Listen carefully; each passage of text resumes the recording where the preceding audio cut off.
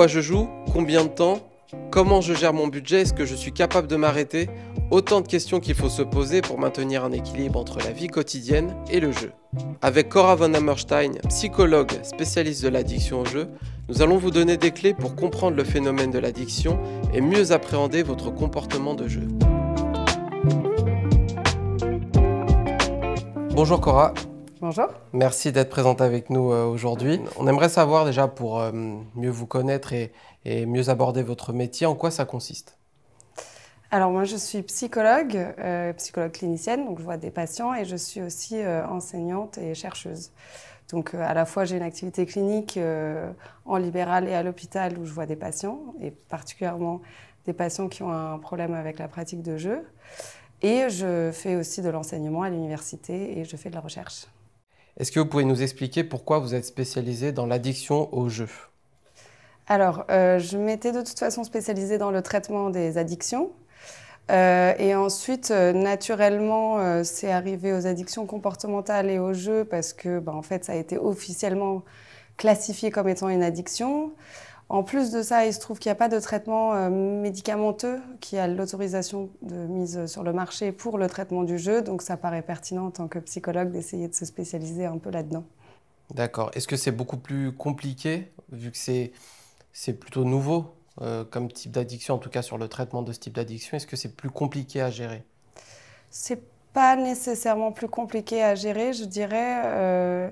Il y a des processus très communs avec les addictions avec substances, donc du coup, c'est des stratégies qui peuvent pour certaines être très, très semblables. Et après, de toutes les manières, les psychothérapies sont très individualisées en fonction des objectifs et des besoins des patients. Est-ce que vous voyez dans votre travail au quotidien une évolution dans la population traitée pour l'addiction au jeu? Alors, je pense que ça se généralise, c'est-à-dire qu'il y a de plus en plus de joueurs et de plus en plus de personnes jeunes qui jouent, aussi de plus en plus de femmes. Donc c'est plus que ça se... Comme il y a plus de pratiques de jeux problématiques qui est identifiées, en fait, ça touche plus de personnes différentes. Est-ce que vous pouvez nous expliquer scientifiquement comment ça fonctionne, le phénomène de l'addiction? Alors là, on parle de l'addiction au jeu, mais de manière générale, comment ça marche? Alors d'un point de vue psychologique, on considère que l'addiction s'installe par une forme de conditionnement, c'est-à-dire qu'on a à la fois le renforcement positif et le renforcement négatif, c'est-à-dire que le renforcement positif, c'est le fait de répéter un comportement parce qu'il nous apporte quelque chose de positif, d'agréable, de l'euphorie, de l'excitation. Et ensuite, il y a le renforcement négatif qui est plutôt le fait que le comportement nous permette de supprimer une émotion négative ou un sentiment négatif, comme par exemple le manque, ou même n'importe quelle autre émotion négative. Souvent, dans l'addiction, une des motivations, c'est de supprimer de l'émotion négative par la pratique, que ce soit le jeu ou l'usage d'une substance. Et est-ce que cette addiction au jeu, elle repose sur les mêmes mécanismes que toutes les addictions? On pense à l'alcool, à la cigarette. Est-ce que c'est le même concept? C'est exactement le même concept. Effectivement, on revient sur cette histoire de conditionnement, d'effets recherchés, etc. Et ensuite, il y a énormément de critères de diagnostic qui sont les mêmes. Par exemple, la tolérance. Dans le jeu, on la voit aussi. On a tendance à avoir besoin de miser de plus en plus d'argent, par exemple, ou de jouer plus fréquemment pour obtenir le même niveau d'excitation. Le sevrage, même s'il n'y a pas de sevrage physique à proprement dit, mais il y a effectivement une irritabilité quand on ne peut pas jouer, l'envahissement psychologique, un peu le fait d'y penser tout le temps. Ensuite, tout ce qui est les conséquences sociales, professionnelles, etc. Donc il y a vraiment beaucoup de critères communs. Ce qui est très spécifique au jeu, c'est un peu le démarrage du problème par un gros gain initial qui déclenche un peu l'addiction au jeu, mais qui peut être comparable à un premier effet d'une substance très important qui peut déclencher une addiction. Est-ce que vous pouvez nous dire les premiers signes alarmants de pratique à risque chez un joueur? Parce que là, le thème de cette année, notamment sur le jeu responsable, c'est l'auto-évaluation qui a été mise en avant par Winamax notamment. C'est un site que je conseille aussi, qui s'appelle le site Évalue-Jeu, où on peut s'évaluer avant de jouer, ou si on est un parieur actuellement. Il y a des témoignages de joueurs, un site qui peut être utile pour casser les idées préconçues sur les paris sportifs, pour maîtriser sa pratique ou celle de ses proches. Mais est-ce qu'il y a des premiers signes alarmants? Alors, je pense qu'il y a un point qui est important que seul le joueur en fait peut identifier, mais qui est vraiment important, c'est l'intention du jeu. C'est-à-dire que si je remarque que je joue plus juste pour m'amuser, que je joue pour récupérer de l'argent que j'ai perdu, que je joue dans l'intention de vraiment m'enrichir en fait, ou de substituer les revenus du jeu, enfin de substituer mon salaire par exemple à des revenus du jeu, ou de gérer mon émotion négative, gérer mon envie par le jeu. Là, par exemple, ce sont en fait, l'intention vraiment est très très importante. Et après, il y a la perte de contrôle, c'est-à-dire est-ce que je remarque qu'en fait, je me dis que je ne devrais pas et je le fais quand même. Est-ce que je suis complètement envahie par des pensées en lien avec le jeu. Donc, c'est pas juste les moments de jeu, c'est aussi tout ce qu'il y a autour qui peut être un indicateur pour un jeu problématique. Et quand vous avez des échanges avec des patients, est-ce que l'une des premières questions que vous leur posez, c'est pourquoi vous jouez? Est-ce qu'il faut identifier ça avant de jouer? Alors, c'est un peu... Alors, il faut se poser la question, effectivement. En tout cas, il faut se poser des limites, en fait. C'est-à-dire que... et c'est ça le problème, d'ailleurs, qui est spécifique au jeu et qu'il est peut-être moins aujourd'hui avec les substances. On se méfie un peu moins. C'est-à-dire que naturellement, on se dit juste, je vais jouer un peu et je ne vais pas me poser la question de combien je vais jouer, à quelle fréquence je vais jouer. Là où, en fait, par exemple, pour les substances, pour l'alcool, on se dit quand même, on se pose la question de est-ce qu'il ne faudrait pas que je boive un peu moins Voilà, donc et c'est plus un peu ça, en fait, finalement, qui est important. D'ailleurs, sur les limites de jeu, sur Winamax, je le précise aussi, il est possible de se limiter en termes de temps, en termes de mise également, et de s'exclure éventuellement temporairement ou définitivement du site. Si on fait la comparaison avec les autres pratiques qui peuvent provoquer de l'addiction, pourquoi les paris sportifs peuvent représenter un risque plus important que les autres jeux de hasard? Alors les paris sportifs, déjà il y a un gros problème de banalisation et de normalisation. Souvent les paris associés au sport sont presque considérés comme une forme de sport. Or en fait non, on est juste assis sur son canapé et on mise de l'argent. Donc il y a ça, donc la normalisation, la banalisation, l'impression d'être presque un bon supporter en fait si on mise de l'argent sur l'équipe qu'on soutient. Donc il y a tout ça, et ensuite il y a une grande partie de problèmes d'illusion de contrôle, c'est-à-dire que on a cette idée que si j'ai suffisamment de compétences et de connaissances dans le sport, je vais pouvoir gagner. Sauf que en fait, il y a beaucoup trop de variables qu'on peut pas maîtriser, c'est-à-dire que souvent ça ne suffit pas de dire si une équipe est plus forte que l'autre. Ça, à la limite, oui, on a des connaissances, des compétences, on peut à peu près le dire. Là, il s'agit souvent de prédire des scores précis. Et ça, en fait, c'est plus de l'ordre du hasard pur, en fait. On n'est plus du tout dans une connaissance ou une compétence. Il y a tellement de facteurs, ne serait-ce que, je ne sais pas moi, la qualité de la pelouse. Enfin, il y a plein de choses qu'on peut pas du tout maîtriser. Et c'est là où, en fait, il y a cette illusion de contrôle qui est fausse, en fait. Et là aussi, sur le site Évalue-Jeu, vous avez des conseils notamment sur les fausses croyances autour des paris sportifs. Une des manifestations négatives d'ailleurs sur cette idée d'expertise dont vous avez parlé sont les comportements et les insultes, notamment sur les réseaux sociaux, que certains sportifs reçoivent de parieurs. Ça fait partie des signaux qui doivent alerter le joueur. Ouais, je pense que c'est peut-être multifactoriel. C'est peut-être lié à une grande frustration liée à un problème de contrôle du jeu. Mais je dirais peut-être que plus globalement, il y a de manière plus générale peut-être un problème un peu d'impulsivité à ce moment-là ou de tolérance à la frustration qui génère ce genre de comportement et de réponse. Mais c'est sûr que le fait d'associer effectivement... Le côté expert, en fait. Voilà, le caractère expert, mais aussi surtout cette idée de vraiment pas dissocier un pari sportif du sport en fait et de la pratique de sport. En fait, c'est dissocié en réalité, même si on parie sur un jeu, mais effectivement ça donne des résultats du genre. Est-ce que vous pouvez nous dire comment ça se matérialise physiquement et socialement quand on perd le contrôle? Est-ce que vous avez des exemples à ce niveau-là? C'est difficile à repérer en réalité, donc ça se voit pas tellement quand quelqu'un a une addiction au jeu. Et c'est ce qui distingue d'ailleurs l'addiction comportementale de l'addiction avec substance. L'addiction avec substance, en fait, c'est visible. Ouais. Là, ça l'est moins. Ce qui peut être le cas, c'est des gens qui s'isolent un peu, qui sont un peu tendus, qui vont pas très bien, qui dorment peu. Mais il y a effectivement aussi les problèmes d'argent qui peuvent arriver, mais souvent, ça, c'est vraiment à un stade très avancé, en fait. Quand on commence à avoir des problèmes d'argent liés à la pratique de jeu, c'est qu'en fait, on est vraiment bien déjà dans l'addiction au jeu. Et ça, c'est la majorité de vos patients? Oui. Donc c'est plutôt le stade, le stade pas final, mais en tout cas là, c'est déjà bien installé.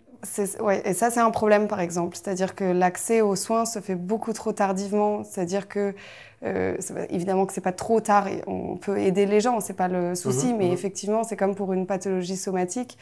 Si quelqu'un vient consulter quand il est à un stade 4 de cancer, en fait, il y a moins de possibilités d'agir, ou c'est plus long, le traitement est plus long, que quand quelqu'un vient un peu plus tôt, en fait. Et quitte à faire juste quelques séances pour remettre en place les objectifs et clarifier les choses, quelques stratégies comportementales, pour juste, effectivement, pas glisser trop loin, en fait. Vous avez dit que c'était difficile d'amener les patients à parler de leur comportement, mais comment, quand on a un proche par exemple, comment on peut faire quand on sent qu'il y a un problème avec un proche qui joue? C'est toujours un sujet un peu sensible parce que la personne elle-même, euh, enfin, il y a une sorte d'auto-stigmatisation en fait, parce qu'effectivement c'est très frustrant et surtout c'est assez déconcertant de ne pas pouvoir contrôler un comportement. Mais c'est important effectivement que l'entourage verbalise, mais de manière très très bienveillante. Et surtout, la personne doit essayer d'abord poser des questions. Est-ce que tu as l'impression de perdre le contrôle parfois sur le jeu ou qu'est-ce que je pourrais faire pour t'aider? Donc il faut vraiment essayer de pas du tout stigmatiser, pas juger, pas imposer des choses parce que là ça marche pas du tout, mais juste l'accompagner. Effectivement, ne pas en parler, ça renforce un peu ce double tabou de la personne n'en parle pas parce qu'elle est gênée et l'entourage le remarque mais n'en parle pas et donc du coup ça renforce le problème. Donc il faut effectivement en parler, mais vraiment essayer d'être très bienveillant et pas oublier que c'est réellement un trouble en fait. C'est vraiment une pathologie qui existe et c'est dur en fait, c'est source de souffrance. Et d'ailleurs, sur evalujeu.fr, vous avez des témoignages, donc il peut y avoir, et on peut se reconnaître en quelqu'un, et donc ça peut être potentiellement plus simple d'aborder le sujet.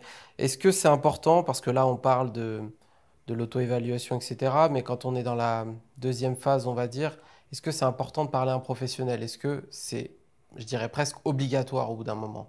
Alors, on peut s'en sortir sans, je pense, si on met en place les bonnes stratégies. Après, une addiction, c'est vraiment source de souffrance, en fait. Les gens vont vraiment mal et rien que pour ça, ça peut être bien de parler à un professionnel parce que c'est tellement lourd à porter seul et c'est difficile d'en parler. Donc autant aller voir quelqu'un qui est spécialisé là-dedans. Après, de toutes les manières, c'est aussi un peu notre job de soignant de proposer un cadre suffisamment sûr et bienveillant pour que la personne puisse verbaliser comme il faut.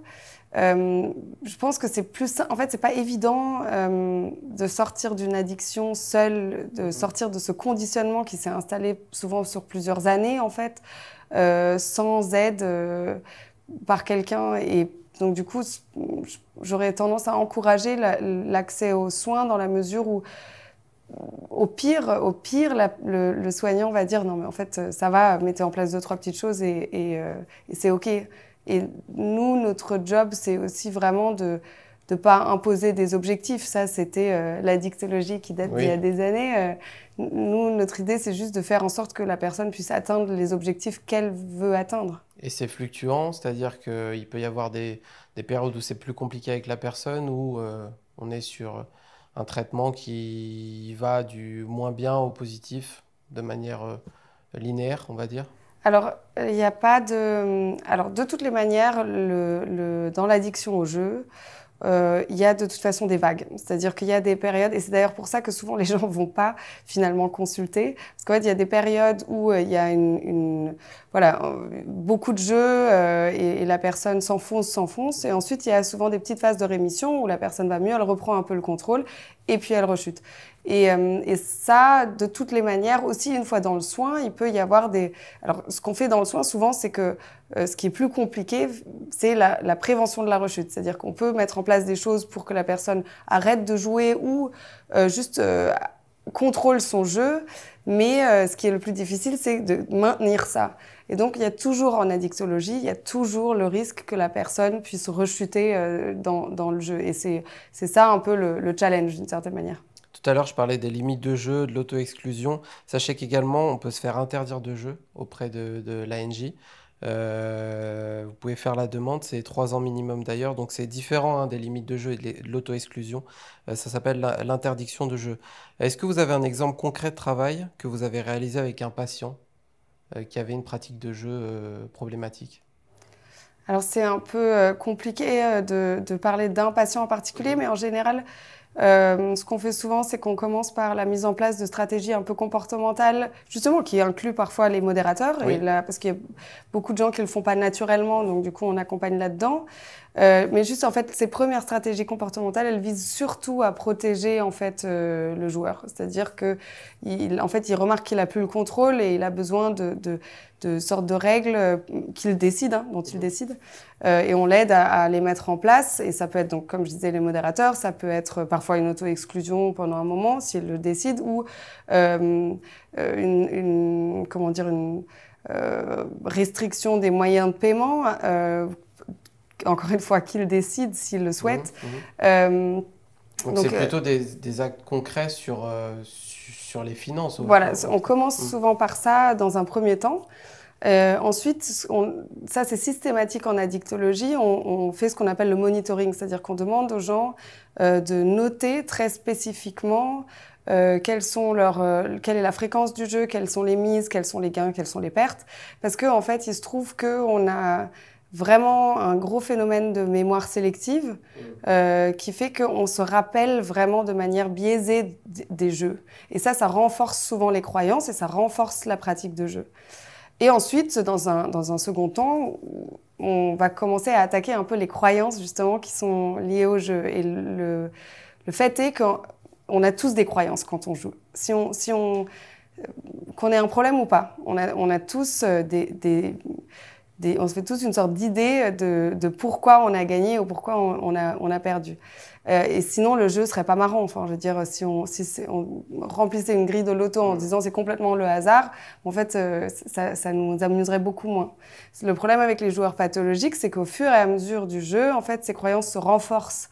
Et s'ajoute à ça cette mémoire sélective qui est très, très importante. Et donc là, ça fait que les joueurs se souviennent souvent que des moments où leurs croyances ont été confirmées. Et ça devient problématique. Et je pense par exemple à l'erreur du joueur, donc l'idée de pouvoir prédire des résultats futurs par rapport à des résultats précédents, ce qui est concrètement impossible, mais qui est une croyance très courante et encore une fois qui existe aussi chez des gens qui n'ont pas de problème avec le jeu, mais qui se renforce au fur et à mesure et qui fait que, en fait, la personne a tendance à se souvenir uniquement des moments où ça a marché. Donc avec le monitoring, typiquement, donc ce fait de noter ce qu'on fait, ce qu'on joue, etc., on peut parfois simplement un peu restructurer ses croyances en les confrontant à la réalité. Et donc ça permet parfois de restructurer certaines choses. En plus de ça, il y a beaucoup d'autres troubles qui peuvent être associés aux problèmes de jeu. Et après, c'est comme avec l'œuf et la poule, on ne sait pas trop si c'est une dépression qui déclenche un jeu ou l'inverse. Mais en tout cas, on sait qu'il y a beaucoup de troubles anxieux, ou en tout cas au moins de l'anxiété, des affects dépressifs qui peuvent être associés à un jeu problématique. Et donc là, c'est intéressant aussi justement de voir un peu ce côté-là, de voir ce qui se passe à ce niveau-là et en quoi ces différentes problématiques s'alimentent entre elles. Si par exemple quelqu'un est très déprimé et qu'il a tendance à supprimer ses affects dépressifs par la pratique de jeu, en fait, il faut essayer de travailler sur le processus en commun entre ces deux problèmes. On va passer à une partie aussi, vous avez précisé au tout début de l'interview, c'est le jeu chez les mineurs. Je précise qu'il y a un tiers des mineurs qui étaient joueurs, notamment en 2021. Donc c'est de plus en plus important d'ailleurs. Est-ce que vous traitez les comportements à risque aussi chez les mineurs? Est-ce que ça vous arrive? Alors moi, je vois peu ou pas de mineurs. D'accord. Je sais qu'il y a des services entiers qui sont complètement là pour ça. Moi, j'en vois plus, je vois plus des adultes. Et pourquoi c'est plus difficile à traiter chez, on va dire, les jeunes adultes? Alors, c'est pas nécessairement plus difficile à traiter. La difficulté, c'est plus ça s'installe tôt, ou plus on est exposé tôt au jeu, plus il y a le risque de développer une addiction. Et en fait, c'est plus le moment d'accès aux soins finalement qui va être décisif. C'est pas nécessairement plus compliqué à traiter chez un jeune. Mais c'est plus installé, on est d'accord. Ça peut être plus installé. Oui, de toute façon, plus on est exposé tôt, plus ça arrive tôt, plus on a le risque que ça se renforce au fur et à mesure des années et effectivement, ça devient plus compliqué. Je rappelle d'ailleurs qu'il est totalement interdit de parier avant 18 ans, qu'il y a des mécanismes sur le site qui l'empêchent, hein, notamment l'inscription avec une carte d'identité, évidemment. Mais on sait qu'il y a des parents qui laissent, ou en tout cas des enfants qui utilisent le compte des parents pour jouer. Pourquoi les parents, je parle, pourquoi ils sont importants aussi dans la prévention du jeu chez les mineurs? Alors, le problème, vraiment, un des gros problèmes, c'est l'exposition précoce. C'est-à-dire que, vous voyez, en fait, personne va offrir à son enfant de 7 ans pour Noël une demi-bouteille de whisky. Par contre, les jeux de grattage, oui. Et donc, du coup, il faut alerter un peu plus. Mais typiquement, ce genre de comportement expose très tôt les jeunes au jeu. Et ça donne une idée de, bon, c'est pas grave, en fait, le jeu, c'est quelque chose de complètement OK, normal et naturel. Ça peut l'être, mais ça peut devenir aussi un problème. Et donc, du coup, c'est vraiment une question de mise en garde et d'éviter d'exposer tôt. Donc, si on peut éviter vous voyez, il y a des parents qui vont, je sais pas moi, jouer avec les enfants et qui vont dire « mon petit, il a la main magique ». Enfin, et tous ces éléments-là peuvent potentiellement favoriser une prise de risque par la suite et une addiction. Donc, il y a vraiment l'exposition précoce et la banalisation qui est le job aussi des parents d'essayer d'éviter un peu ça. Tout à l'heure, je parlais d'evalujeu.fr. Il y a également Joueur Info Service, qui est un autre site. Vous pouvez participer au forum de discussion. Il y a aussi ces questions-là qui sont abordées. Tout à l'heure, vous aviez parlé des rechutes dans la guérison d'une addiction. Est-ce qu'on peut en guérir définitivement? Globalement, dans les addictions, je pense qu'on parle plus de rémission. D'accord. En fait, parce qu'il faut vraiment toujours veiller à la rechute. Ça ne veut pas dire qu'au bout d'un moment, on ne mène pas une vie complètement normale et sans difficulté. Mais si on ne garde pas en tête le fait que potentiellement on peut être à risque, en fait, on est plus à risque. C'est-à-dire se sentir trop en sécurité et trop se dire « bon, ça va, c'est derrière moi », peut favoriser le risque de rechute. Donc c'est toujours bien d'avoir un peu en tête que on est une personne qui avait une addiction et qu'il faut rester vigilant. Mais oui, on peut être complètement en rémission, on peut avoir une vie complètement bien et fonctionnelle et aller très très bien et ne plus être en permanence en train d'avoir envie en fait de le faire. Ça, c'est les envies, par exemple, les envies de jouer ou même les envies de consommer réduisent au fur et à mesure du temps qu'on passe sans la pratique ou sans la consommation. Donc voilà, au bout d'un moment, ça passe, on n'en souffre plus en tout cas. Très bien. Merci Cora. Merci à vous.